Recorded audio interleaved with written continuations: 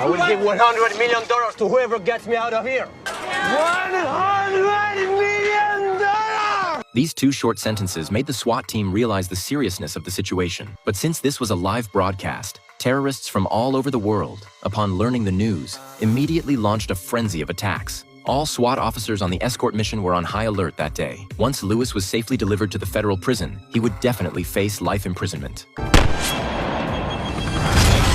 Cover! We've been hit! We've been hit! As the plane gradually lost control, a long-lost smile appeared on Lewis's face. They've got second engine. They hit second engine. We are going down. When the second engine was also destroyed, the pilot could only wait in despair for death. Seeing that the air escort had failed, the SWAT team had to mobilize all their forces to switch to ground escort. However, when they reached the crossroads, a homeless man suddenly blocked their way. The police were furious and immediately stepped forward to drive him away.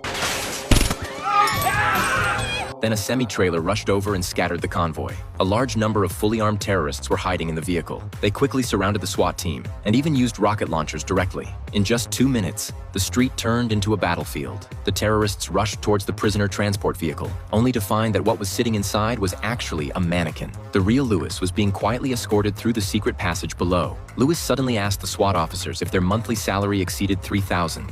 Hey, my friends, I can double my offer. 66 million for each of you.